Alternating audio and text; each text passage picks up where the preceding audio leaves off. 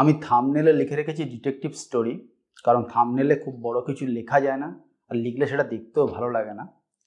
কিন্তু আসলে আমি এখানে গোয়েন্দা গল্প নিয়ে কথা বলবো না।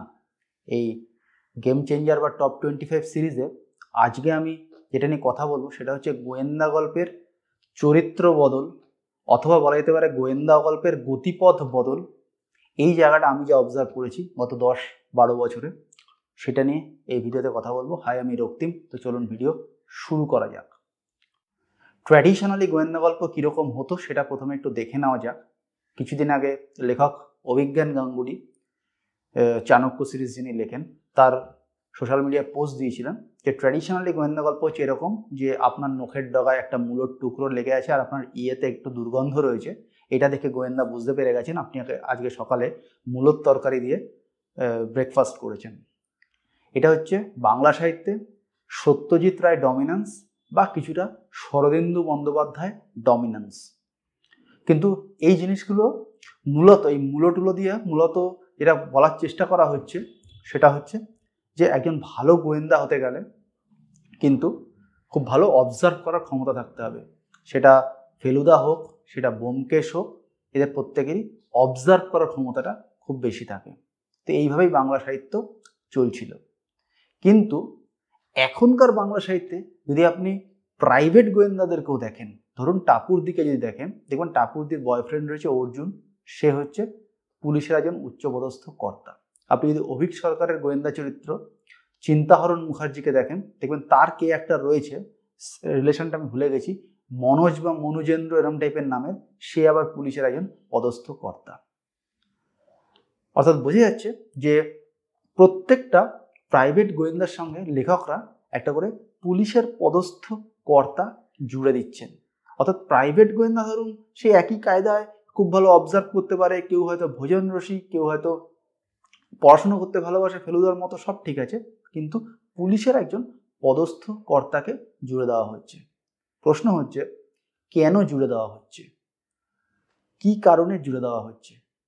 এর কারণ হচ্ছে একটা রহস্য সমাধান করতে গেলে যে ইনফ্রাস্ট্রাকচারাল ব্যাকআপটা লাগে, সেই ইনফ্রাস্ট্রাকচারাল ব্যাকআপ, সিসিটিভি ফুটেজ দেখা, সেটার অ্যানালিসিস করা, মোবাইল কল ট্রেস করা, আরও বহু জিনিস যেটা পুলিশ ছাড়া কার্যত অসম্ভব, এটা কিন্তু রিয়েলাইজড হয়েছে। এখনকার বাংলা সাহিত্যে লেখকরা এটাকে রিয়েলাইজ করেছেন, এবং এটা রিয়েলাইজ করেছেন বলেই পুলিশের সঙ্গে ক্লোজ অ্যাসোসিয়েশনে এখনকার প্রাইভেট গোয়েন্দারা রয়েছে। এখনকার এমন কোনো প্রাইভেট গোয়েন্দা আমি অন্তত পড়িনি যার সঙ্গে পুলিশের কোনো একটা ভালো পুলিশ চরিত্রের খুব ভালো সম্পর্ক রয়েছে, এরকম আমি অন্তত পড়িনি, বা যদিও বা পড়েছি সেটা দাঁড়ায়নি খুব একটা।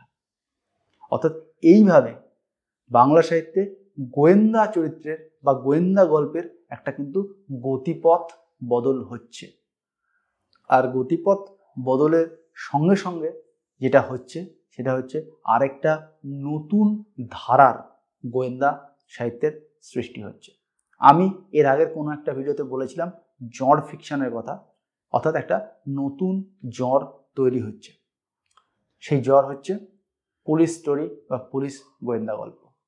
আমি মোটামুটি 4জন লেখিকা বা লেখকের পুলিশ স্টোরি পড়েছি। এদের 4জনের লেখা কেমন কি, যেগুলো ভিডিও বানিয়েছি বলেছি। তার মধ্যে একজন হচ্ছে হিমি মিত্র রায়, ওনার একটা পুলিশ চরিত্র রয়েছে রেশমি বসু, সেটারও একটা বই পড়েছি। রয়েছেন অর্পিতা সরকার, তারও রয়েছে লগ্নজিতা, রয়েছেন লেখক দীপচক্র এবং পিয়া সরকার। এদের প্রত্যেকের পুলিশ চরিত্র রয়েছে।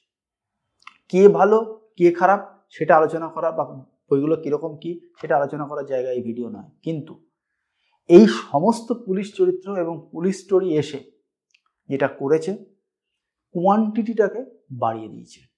যেটা রাহুল দ্রাবিড় সবসময় বলে যে খেলা ইমপ্রুভ করতে গেলে বেশি কিন্তু খেলতে হবে।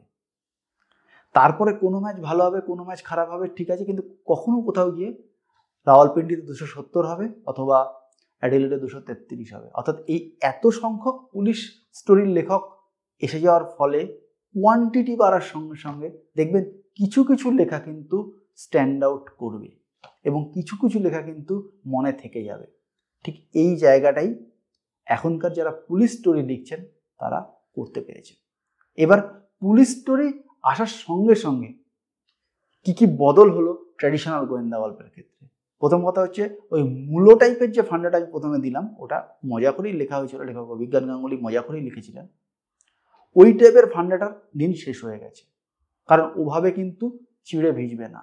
আপনাকে পুলিশ প্রসেস, পুলিশ মেথড এবং পুলিশের যে একটা মানে কেসকে সলভ করার যে পরিশ্রম, সেই পরিশ্রমটা পাঠক অবধি পৌঁছচ্ছে এখন। সেখানে অনেক ধরনের হিন্ড্রেন্স থাকতে পারে। গোয়েন্দা গল্পের ক্ষেত্রে একটা বড় জায়গা হচ্ছে হিন্ড্রেন্স।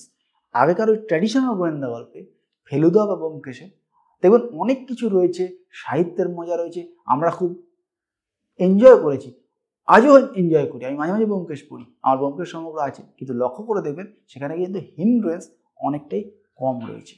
কম এজন্যই রয়েছে কারণ লাইভ সোসাইটিতে ওভাবে কিন্তু তদন্ত হয় না। সাহিত্যে গুরুত্ব রয়েছে কিন্তু ওভাবে কিন্তু তদন্ত হয় না। কিন্তু ওই ট্র্যাডিশনাল জায়গায় যদি আমরা পড়ে থাকি, লেখকরা যদি একই কায়দায় লিখতে থাকে, তাহলে কিন্তু এই সিরিজে তো আমি তাকে জায়গা দেবো না। তাহলে তো আর কিছু চেঞ্জিং হচ্ছে না, গেমটা তো চেঞ্জ হচ্ছে না। খেলায় বদল আনতে গেলে আপনাকে নতুন কিছু করতে হবে। নতুন কিছু লেখকরা করছেন, এই জন্যই করছেন কারণ তারা বুঝতে পেরেছেন তাদের কিন্তু শর্টকামিং রয়েছে ওই মডেলটায়। তাই গোয়েন্দা চরিত্রে এত কিছু বলার পরে আপনি যদি এতটা ভিডিওটা শুনে থাকেন, তাহলে এবার হচ্ছে আমার কনক্লুসিভ আর্গুমেন্ট। এত কিছু বলার পরে আমি যেটা বলার চেষ্টা করছি, ওই ট্র্যাডিশনাল গোয়েন্দা গল্পের যে হিন্ড্রেন্স, যে সমস্যাটা বা হিন্ড্রেন্স না, যে শর্টকামিংটা ছিল, সেই শর্টকামিং হচ্ছে তদন্তকে কন্টিনিউ করার জন্য যে ইনফ্রাস্ট্রাকচারাল বা যে ম্যান পাওয়ার দরকার, সেটা পুলিশ ছাড়া কেউ দিতে পারবে না। এটা লেখক বা লেখিকারা রিয়েলাইজ করেছেন। তাই গোয়েন্দা গল্পের একটা হাইব্রিড অ্যাপ্রোচ তৈরি হয়েছে, যেটা পুলিশ আর প্রাইভেট গোয়েন্দারা মিলে করছে। যে হাইব্রিড অ্যাপ্রোচে সৌমজা দাস লিখছেন, যে হাইব্রিড অ্যাপ্রোচে অভিক সরকার লিখছেন, হয়তো আরও অনেকে লিখছেন। আর হাইব্রিড না, একদম অরিজিনাল অ্যাপ্রোচ পুলিশ স্টোরি, যে কারণে আমি 4 জন লেখকের নাম বললাম, অর্পিতা সরকার, পিয়া সরকার, হিমি মিত্র রায়, দীপ চক্র, এরা হয়েছে। অর্থাৎ একটা মানে সাহিত্যের একটা ধারা ডিটেকটিভ স্টোরি, সেই ডিটেকটিভ স্টোরির একটা শর্টকামিং, সেই শর্টকামিং দুটো ধারার জন্ম দিচ্ছে বা দুটো উপধারার জন্ম দিচ্ছে। একটা হচ্ছে হাইব্রিড গোয়েন্দা গল্প বলার উপধারা, আরেকটা হচ্ছে পুলিশ স্টোরি বলার উপধারা।